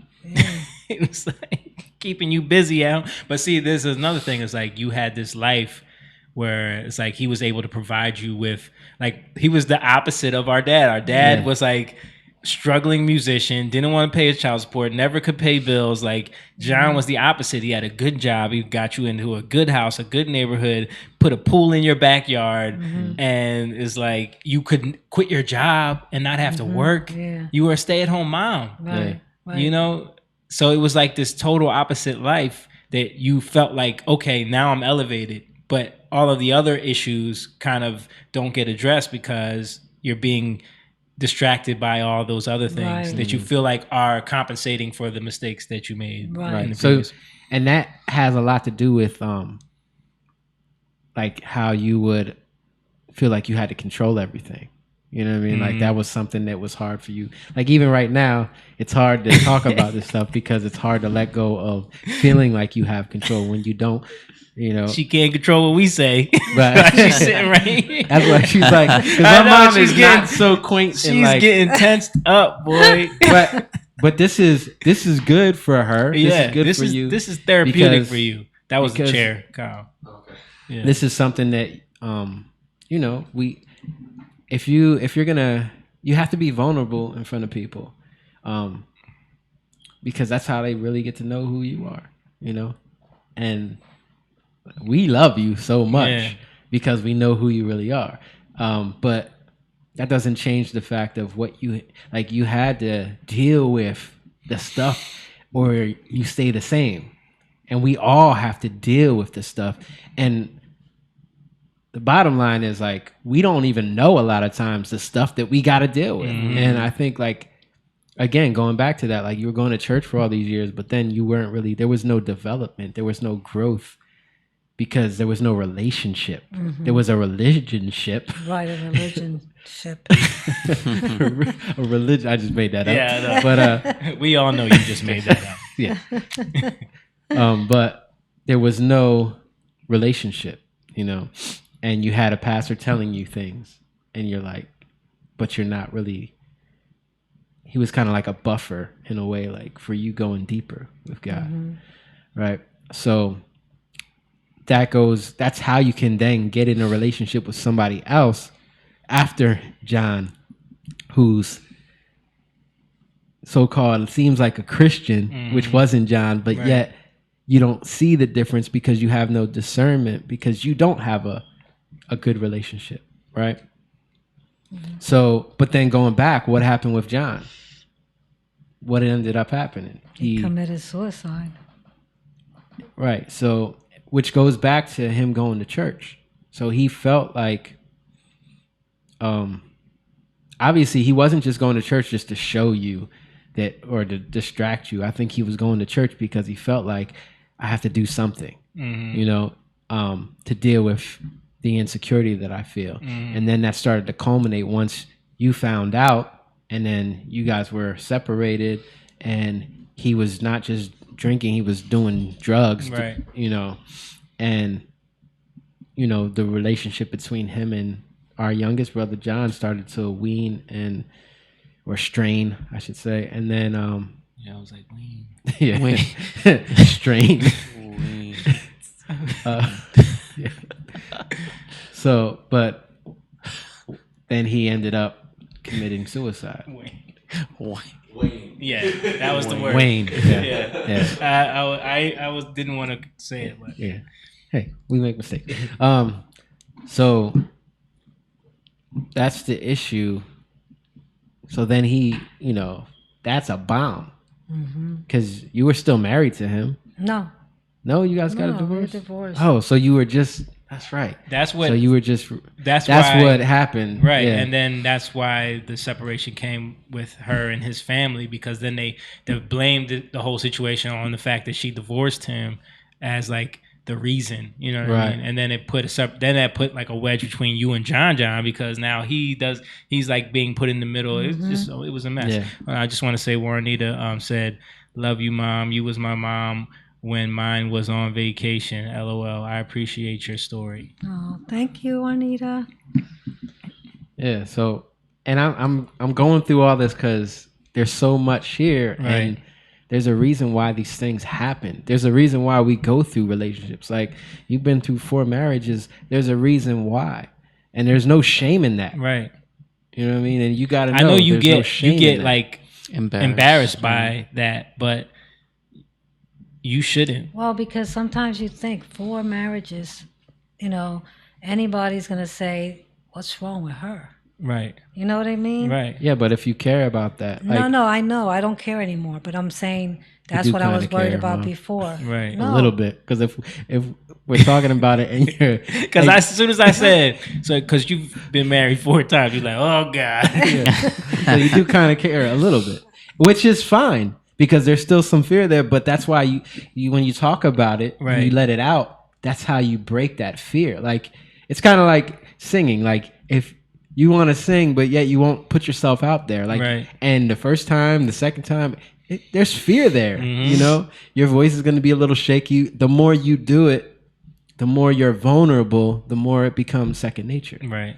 And that's where there's no fear there anymore. And the other fact of, even through all of that adversity that you faced in your life, like looking at where you are now and looking at the fact that you were able to raise us through that, and like the love that you've always had, and the sacrifice that you've always made for us, like, except for that one time you kicked us out, but but besides that, That was like, kinda we were messed up. kind of grown. Though. I know we were grown, but like as kids, like us knowing how much you struggled just to put food on the table, just to make sure we had a house to live in, just to make sure we had clothes, even though they had patches sewn on all because we couldn't afford new pants. Like, we never grew up knowing we were poor. Yeah, We never thought we about grew it. up not caring. Yes. Because we had love, and we had a good relationship, and we knew that you were working hard every day, and we had our freedom. But so like, even through all of that, even through like, your sister moving in, John, and the fights with our dad, and like, I never once in my life thought my life was hell. You know what I mean? Or I never thought that, like, I never once felt like a victim ever. You know what I Yeah, mean? we didn't get to go to, like, I always tell people that they like care so much about their kids going to Disney World. Yeah. Or, like, I never cared. Yeah. Growing up, like, Right. it wasn't something like, oh, I wish I could go to Disney World. You would see the commercials. I'm going to Disney World at the Super Bowl. Like, oh, that looks cool, but Yeah. it was like, I didn't go. It's not like I missed anything because I Right. didn't go.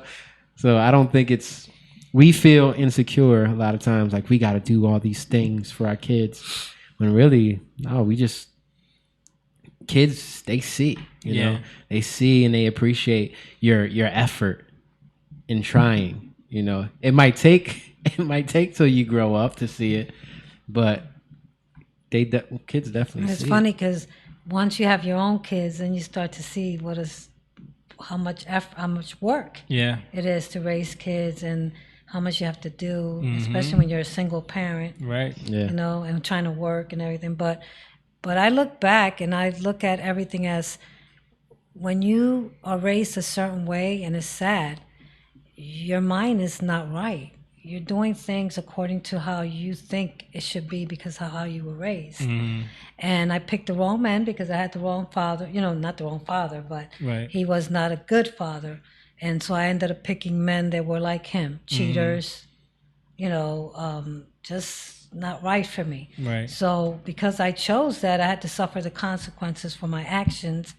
But I'm learning from it, and that's another thing, because of God in my life, and because I'm drawing closer to Him now. He's showing me all this stuff that was inside of me, that's still stuff that He needs to deal with, that has to come out. Mm-hmm. Because how am I going to be able to find, if I do find somebody else, he's going to be the right one for me? So because now I'm learning. I'm learning from all those experiences. And it's sad that your dad and John are both not here anymore with us. Right. You know, I think about that sometimes. I'm like, wow, look at that. John and their dad is not here. Yeah, who you knows know? what's up with Tim? Right? Yeah. What's up with Julio? Simone had to say So that. so let's go to Tim for Wait. I don't Go want. ahead. I don't want to get deeper into this because it's 10:30, Oh, yeah. and so we're gonna have to do a part 2 with Mom. Yeah. It's a lot, man. I know it's There's so much, man. Well, we And started I a didn't little even late. Yeah. I didn't even bring up all the stuff growing up, like all the demonic stuff that I went know. through, all the the spiritual stuff, the Well, oh Yeah. yeah, let's talk about some of that, like just so we can get like a basis, like because when you say spiritual, your mom's side is from Puerto Rico. Talk about that a little bit. Talk like, about the Santeria. oh no, our family, because they were Catholic, but they were like it was Mixture. like a mixture of witchcraft, and all that. So I remember going to my uncle's house and they had a séance, and they had candles and he was speaking in another language, but that was not the right. That was false tongues. But anyway, so I remember going in there and I was afraid. I really was. I was like, what is going on? And I remember him laying his hands on each of us, praying over us. So, And your aunt was into it too. A lot of witchcraft. well, I remember my aunt we would go to a house and they had chickens and they would have a scarf. And I mean, it was just weird stuff, Wow. and they would, yeah. And you guys experienced a lot of like supernatural type. Yeah, well, that's what I'm saying. When I was younger, I remember experiencing a lot of demonic stuff in the place that I used to live. Like what? I would see Like things. give us a couple experiences. One time I was sleeping in the room and I saw these demonic creatures come in, and yeah, and I was sleeping in the room by myself. Another time, I always think about the movie with like really bad clay, like Dude, looking the gate. I was thinking the gate, same that's thing. what it is, yeah, the Why are gate. you always in my The brain? gate. The gate, man. I was thinking of and the when gate. I was little, I remember this specifically. I was real young. I was like 4 or 5, and I remember every single night when I went to sleep, all I can hear is these little creatures in my head. They wouldn't let me sleep. They would continue in my head, and I was like torture. torturing me every night. So I remember one time, and I was little. Imagine, I wasn't raised in church or anything. So I remember saying, "God, please take this away from me." So somehow I knew there was a God. And do you know that the next day it disappeared? I never had those little creatures in my head anymore. That went away. Another time, this was a good thing that happened to me. I was in the bunk bed on the top bunk, and me and my brother, I don't know if it was Henry or Jose, but I remember we were playing at the top bunk, and then we both fell off the bunk. And those bunks at that time were real high. A little closer. And I remember that I fell off the bunk and my brother fell off, and we literally fell like feathers. We fell, we didn't get hurt. We felt ourselves like almost like flying like feathers and and we were looking at each other. We started like hitting each other. Oh my God. So the monster saved y'all? No, that part wasn't a monster, I'm saying. Oh. That part felt like it was some kind of angelic experience. But we would always see things in our apartment. I've heard stories. Yeah, Ulysses it with was. with the demon crawling on the wall. Oh God, yeah. There's a lot of stuff, but that I didn't see that. But it was always something in that apartment that was demonic, definitely.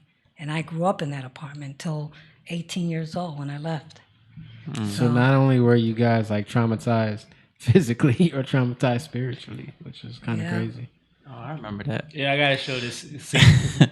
Pull this up. I gotta show the scene from the gate. This scene traumatized me for it's so terrible, but this particular part of the scene traumatized me for probably 10 years. Really? Like to the point where anytime I was in a creep, like that hand that comes and grabs her under the bed like that. That traumatized me every time I walked by a bed before when I was a kid for years. Like, For me, it was when they thought their parents were coming home. Oh, and they the turned parents around like and they're melted. not. Yeah. Ugh. But anyway, the only reason why I was talking about all the demonic stuff because all my life I had always encountered the spiritual realm. Even when Do you were think older. that links to the family's like link to witchcraft and like the stuff that comes from Puerto Rico? I just think it's linked to generational, witchcraft. Like it's Well, the door was opened up. the for door you. was open, yeah. And then even like, when we were alive, you had experiences too, right? Like Oh yeah. demonic stuff happened Yeah, I would have demons always attacking me at night. I would in your see sleep. them, in my sleep, but then sometimes I would see them and then I would be scared to death, but then I learned how to fight them. And now they don't. And the church that we went to, I remember you had a story about like your pastor telling you. Yeah, I told Right. the pastor that I'm experiencing these demonic spirits, and he said to me, "Well, why don't they bother me?" I'm the pastor. I'm the Basically pastor. saying like that's not real. Yeah, Yeah. but I know. So that's what I the kind of experienced. church you went to, and there was no power of deliverance there, right? So so you stayed the same in terms of growing, like you didn't grow. Right. So then you had the relationship with Tim, and you thought he was more like spiritual, and in some ways, He was a little. yeah, in some ways, but there was a lot. He had a lot of issues too. And you guys kind of clashed, and it was like the worst came out of you. And I was there at that time, and I just remember, I'm seeing sides of you that I'm like, Mom, you need to calm down. Like, but that was always there, Right. It was always there. Yeah. And if I wouldn't have been with him, to be honest with you, I wouldn't have known that I had that in me because it came out. And then I was like, even to myself, I scared myself. I said, I heard you oh hit my him. God, yeah. I said, oh my God, I have this inside. God, this is something I need to get healed. Yeah. Because Jake saw it with his own two eyes. He saw how crazy I went. Yeah. But yeah, like you said, it was there. And those are the things that sometimes you have to get to that point. Like you think you're doing something right. Right. And you think you're at a low point. Even you think you're doing right, but then you actually hit a low point. But if you don't recognize it, it's always an opportunity. It's always an opportunity to grow. And you definitely grew from that. You definitely tapped into, you started to grow in your relationship with God at that time. It was a lot deeper. You stopped going to that church. Right. You started seeking God more for yourself. And so it wasn't all bad. Even like all your relationships, they kind of taught you and showed you, I'm not trusting in him. I'm trusting in myself. And a lot of times it blinds us. We're lacking, right? And we're yearning in ourselves, and we kind of go to relationships to try to cover that, or I'm trying to satisfy that, Right. and it never does. No. And then we become we don't. Take a look at this. Or just I was looking at these clips. At the center is a painting of her in spirit, in the waters, swimming with confidence and grace, tending to the life floating upward from the land beneath. The doll beside her is her body, her eyes, her hands, her feet. She's in the same brown skin that she bore in life on earth. The altar is the central point of practice. The materiality of the Orisha altar is itself historical text, each item representing an aspect of the history of a people. Dark brown dolls in holy water, Are we waiting for starfish, and No, I was just showing like the ritual. no story is written. I don't And know while what they're doing, but this is like the whole ritual. There is no Bible, no text from which to Got her conduct. boobs all out. She oiled them up at the beginning of the video. Maya, I was like, what is grande y going? hermosa, What is this? Madre de los 7 mares, madre de todos los orillas. What's she saying? Llamo Something a about the mother? usted para bendecir a este agua y para hacerla santa, para poderme bendecir e hizo santo. Translate, please. Oh, la mayoría de la Madre Santa, Mother oye Saint mis Mary, preocupaciones. Pregunta que usted quita mis problemas con la take esencia away del my agua más pura. problems. Catholicism Oye, and Maya. voodoo. Llamo en usted para bendecir a este agua y para hacerla santa, para poderme bendecir e hizo santo. Oh, la mayoría de la Madre She's just Santa. chanting some stuff. Yeah, over. it's just like it's a mixture really between is. Catholicism and voodoo. It's like they and I know they talk about this a lot during slavery. They weren't allowed to pray to they realized a way where they could replace the gods that they prayed to with saints, and they could still get the results. Right. You know. Yeah. Yamanja becomes Mary. Mm-hmm. And, other gods become other saints. Yeah. So, and even with Catholicism, there's already like, Mary, Queen of Heaven. Yamanja is kind of the same type of thing. So it's. I mean, the Pope wears red shoes, like, you know what I'm saying, and a big penis hat. It's just not. It's just. What's his staff? He's literally dressed like a wizard. Like, can we like who else wears those type of outfits? But yeah, so we have a good foundation. We're gonna have Mom back on to go deeper. There's so much. I don't want to like keep going because we'll be here all night. Yeah. But thank you for coming. Thank You're you welcome. for doing this. Was it that bad? You were nervous about it. There's some things you wish we didn't talk about.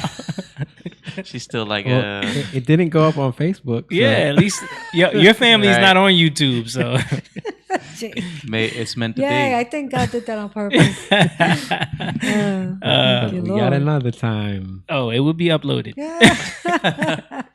But no, thank you, Mom. You're welcome. We love you. We love you. Love you too. Appreciate you too, Simone. And I will be back. Yeah, and we gotta have your mom on here too, because her story. We were looking at some of the footage the other night from the interview that we did. Dude, we gotta use that. It's so crazy. I don't know about getting her on. Yeah, well, or we could do a podcast centered around her story and use the interview as like the main part, and then just do commentary, like as we show the interview, and then break it up and do commentary. You know what I mean? Yeah, and kind of go into, piggyback that off of your story. Piggyback, dude. It's all there. We go into his story. We go into everything. Like we take it step by step. It's like we did that. I forgot because it was so many years ago. Yeah. But yeah. There's funny parts. There's sad parts about how you was trying to get her to say full sentences. She totally didn't understand. You kept trying to take it back to the MTV format, and it was not working. And I'm just like, dude, just forget it. Because we just did the MTV show. So Right. like, gotta do this interview. So. Right. You're like, can you say that in the full sentence? And she's like, huh? Yeah. Because we were gonna cut it all together. That's why. Yeah. Well, I got to get up for work, and I don't want to get stopped by the police because it's over. You're not gonna get stopped by the police, Mom. That is not a thing. So you come home. James from work. did. Did he? Yeah. Twice, right? Yeah, but he was in his work van though, so oh really? I think that's why. Because he's driving around a non-essential work vehicle at night. And that was in Lumberton. It's a different area. But yeah, so thank you. Say thank you to everybody who's been watching. We appreciate y'all. Everybody, we love you. Make sure you guys like, comment, subscribe, all that stuff. Share this on Facebook too, because we on YouTube too. We're never on YouTube, but yeah. But we That's do. why I said like, comment, subscribe. That's the YouTube thing. Yeah, sure. But also share it on Facebook. This probably will be uploaded later on Facebook, so everybody can see it. But make sure you share it as well. Also, patreon.com/youngliontv. Also, music, merch, all that stuff, jatan.com. Big thanks to Kyle for stepping in and doing your thing, man. You killed it. You. Oh, I appreciate it. Thank you so much. This was this program is just kind of fun to get used to. Yeah, especially when it wants to, just cancel. And what's the feature again that I was having trouble with? Auto Live. Auto Live. Yeah. I didn't realize that when you turn the program back to Auto Live, it doesn't initiate the process right away. So I was trying to do a preview on a camera. Yeah. By turning Auto Live off, so I could hit preview and see your camera angle while Jake and your mom's camera was on. Yeah. And am I just talking like really nerdy stuff right now for the you're audience? Good. You're good. Okay, but You got a good talking voice. Yeah. oh, thank you. But so I turned the Auto Live off so I could do it, and I turned the Auto Live back on, and I'm hitting the buttons, and it's not switching the cameras. Gotta hit the live button first, and then I didn't know. Yeah. This is it's all right. It's the first time. Yeah. We didn't get we had the quick run through, and we didn't get. But listen, I popped my cherry on this one. That's right. I was trying to be gentle.